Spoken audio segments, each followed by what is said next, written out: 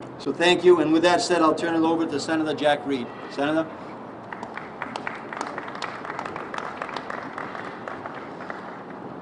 Well, thank you very much, Governor. It's a pleasure to be here this morning, and I want to first recognize my colleague, Senator Whitehouse, Congressman Cicilline, Congressman Langevin, for the tremendous work they have done to bring these resources to Rhode Island. Also, let me recognize Mayor Lorzer, Mike McCaffrey, and Jay Edwards, and also former Mayor Bill Murray, who did a great job up in Cumberland. Thank you, Bill, for being here. And this, I think, is the first official opportunity to say, hello, Lieutenant Governor. Matos. Bueno.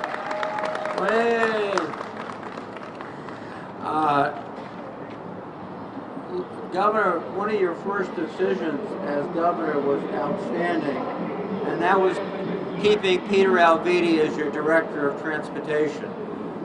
Peter has done a great job for this state, and I thank him, and I think we all appreciate what he's done. Let me also recognize Michael Sabatoni and all the laborers and building trades and men and women who have worked so hard in very difficult circumstances to make sure that we're building Rhode Island. We're making big investments in Rhode Island. We've made them over the last few years, and we're seeing those dollars be put to work in this season. A major challenge for all is to make sure we manage it well, and I'm confident we will. Let me give you a sort of a sense of what we've done. In addition to the regular FAST formula grant programs, every year the state gets its formula money, we've helped secure over $160 million to address Rhode Island's decrepit bridges. And I'm pleased to see we're no longer number 50. So, and when we finish, we'll be number 1.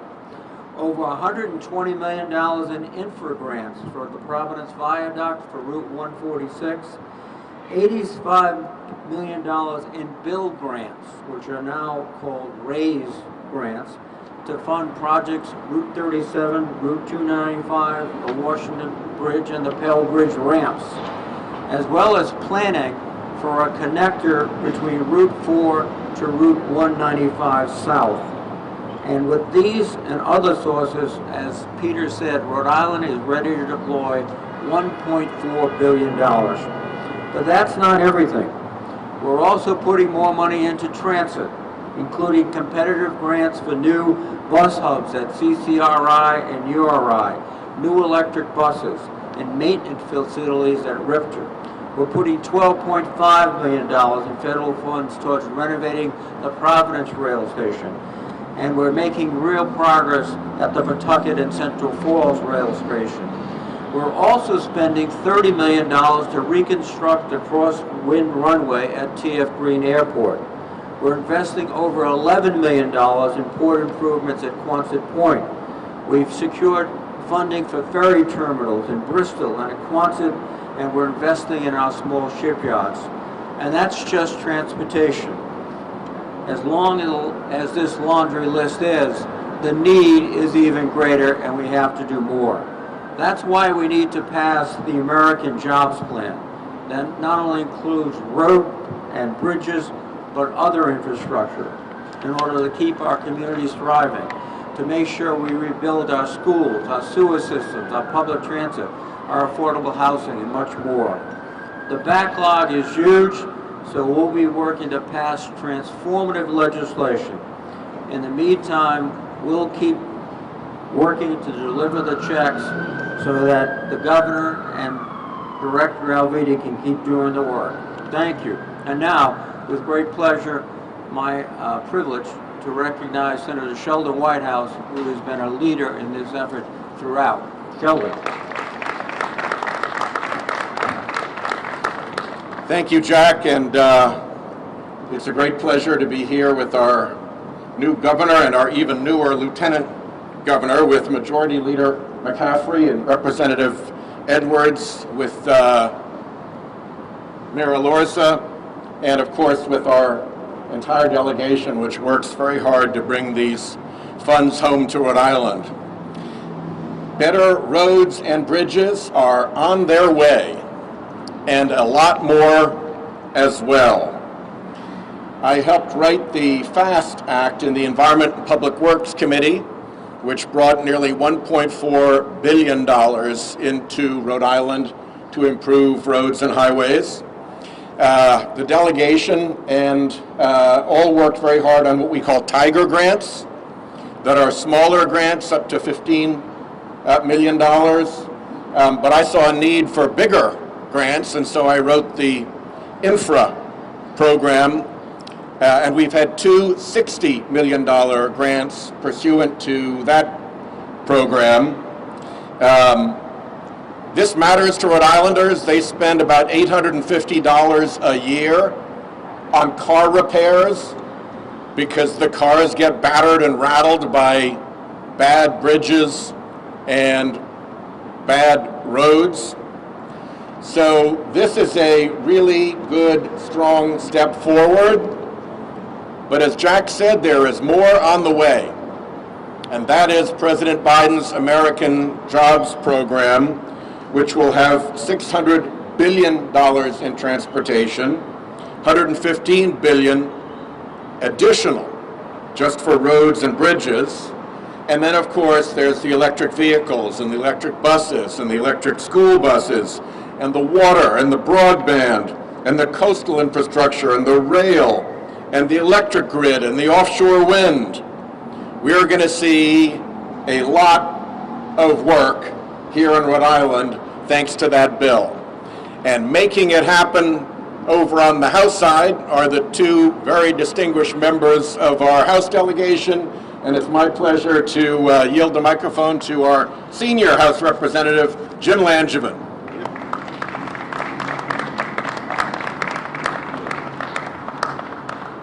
Well, thank you, Senator Whitehouse, for the introduction. I think it's fine. You good? Yeah, I think so. Thank you. Thank you, Senator Whitehouse, for the introduction, for your leadership. Let me say what an exciting time it is to be joining my colleagues today announcing this project. Let me recognize, of course, our new governor, Dan McKee, and our new Lieutenant Governor Matos. And I'm proud of him to be here with my colleagues in the congressional delegation, our senior Senator Jack Reed, Senator Whitehouse, my colleague in the House, Congressman David Cicilline, of course, Mayor Lorzer, and Leader McCaffrey, and Representative Edwards. Great lineup we have here today announcing this project, but this is really exciting and something that's been long overdue. As we gather today to mark the beginning of another road and bridge project construction season, I'm absolutely thrilled to see RIDOT's progress since last year and the plans they have to build upon their success moving forward. I want to recognize Peter Albini, and I'll say a few more words about him and his team, but he's really got Rhode Island on the move, and I know there's more that's yet to come. But today, with my friends in Congress, we are here to tell you we secured more than $430 million in grants to invest in infrastructure projects all across Rhode Island, projects that will make our roadways safer, less congested, and drivers and passengers alike, again, safer, and keeping them on the move. I want to specifically, though, single out and recognize my good friend, Senator Sheldon Whitehouse, for his work in creating the infra grant program that he just spoke about a minute ago. This was a really big deal, which devoted more than $60 million in federal funding for the Providence Viaduct project right here that we're talking about.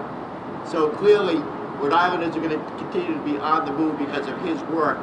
One might say that to go through Rhode Island, you got to go through Whitehouse first. So great job, Sheldon. And of course, our senior Senator Jack Reed on the senior appropriator to keep the funds moving as well.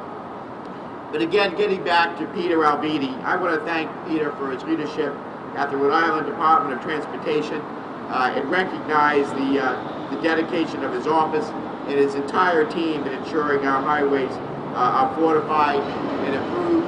I agree with Senator Reed Governor, when in complimenting you on one of your first decisions to keep Peter Albini on the job as our director of DOT. So I know that more is yet to come, and I can't wait to be at many more ribbon cuttings and groundbreakings. Similarly, of course, I want to recognize Mayor Lorza for his leadership on this project. As we speak, though, I want to talk about something important that's coming down the pipe. Thanks to the leadership of President Joe Biden and the Biden-Harris team and the American Jobs Act, which was recently unveiled, Congress right now is beginning to consider a once-in-a-generation investment in our aging and crumbling infrastructure. We have had a long time infrastructure deficit in this country where we have not put enough money into our infrastructure. That is about to change. This legislative package has the potential to transform entire communities, upgrading and modernizing our infrastructure to meet the demands of a 21st century economy. You see, these investments in infrastructure are also investments in our shared future together. As we emerge from this pandemic, securing the funding for critical infrastructure projects like the viaduct and so many others will dramatically improve our transportation networks while also creating good-paying jobs, union jobs right here in Rhode Island. And to that point, I want to recognize Michael Sabatoni as leader of the construction trades here in Rhode Island, and the men and women with the hard hats. They're going to actually build these roads and bridge projects. I thank them for their work that they are doing and will continue to do to keep Rhode Island on the move.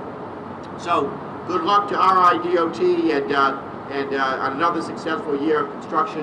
On behalf of all Rhode Islanders, we're rooting for you, and I want to say thank you. So with that,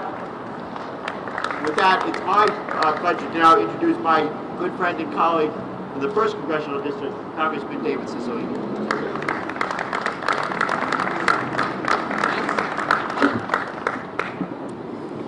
Good afternoon. It's great to be here with our great governor and our wonderful lieutenant governor, with my colleagues Senator Reid, Senator Whitehouse, and my senior colleague in the House, Congressman Langevin, Mayor Lorza, former Mayor Murray. I now also see the newly anointed Providence City Council President, John Igliozzi, Director Alvidi, of course, Mr. Sabatoni, Michael, and of course, Jay Edwards and Leader McCaffrey.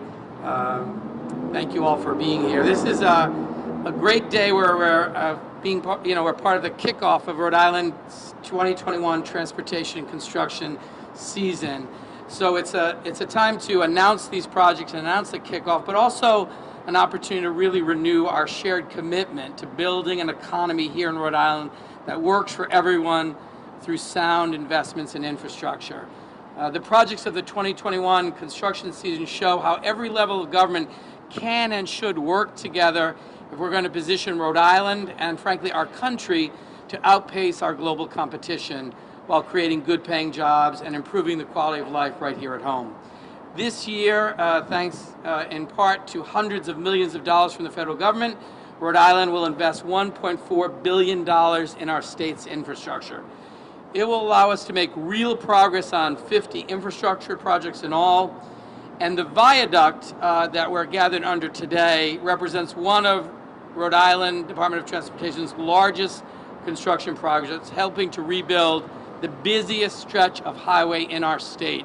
And I know this is of great interest to all of us, but I know particularly to Mayor Lorza, it was of interest to me when I was mayor of the city. This is a really important project. And obviously we all worked hard to secure federal funding to support this, but I wanted to particularly acknowledge the work of Senator Whitehouse, who developed the federal program, actually authored the legislation that created a federal program that, lo and behold, Rhode Island was one of the first states to secure money through that program, and that's really because of the extraordinary leadership of Senator Whitehouse. He deserves a special round of applause.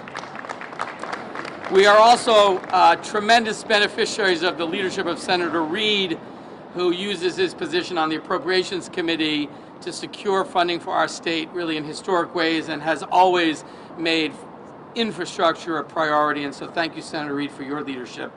I know we all look forward to this project being completed, and we're also looking forward to continued progress on projects all across Rhode Island, the 610 interchange, the Henderson Bridge, 15 separate bridges along Route 37, the new Pawtucket Central Falls train station, just to name a few. This means for Rhode Islanders, better roads, better bridges, safer bridges, a better transit for our commutes. It means that as our state continues to reopen, more working men and women will be able to get good paying union jobs. We know that these investments in infrastructure strengthen our economy and our competitiveness and create greater pathways to the middle class for more Rhode Islanders. And as my colleagues have mentioned, that's why, in addition to the funding that we've already secured, that we're all working very hard to pass President Biden's American Jobs Plan. The House is already hard at work to advance this transformational jobs package, and we all know the state of America's infrastructure. The American Society of Civil Engineers does a report card every year, and in every category we get C's and D's and F's, and it's because we have not made the kinds of investments that we need to make in infrastructure, and this is really an opportunity to catch up. The President has outlined the biggest jobs investment our country has made since the Second World War. We all know here in Rhode Island, 40,000 Rhode Islanders are unemployed right now, and we need to get Rhode Islanders back to work. And we can do that if we pass the American Jobs Plan. It will mean more good-paying union jobs. It will mean investing in safer roads, cleaner water, more affordable housing, resilient infrastructure, schools, childcare, clean energy, caregiving, and importantly for Rhode Island, American manufacturing. It means building a stronger Rhode Island than the one we had before, because we all know we can't just build back the same old way, but we have to build back better, a new economy that really works for everyone. So we all look forward to working with all of our partners gathered here today to get the job done.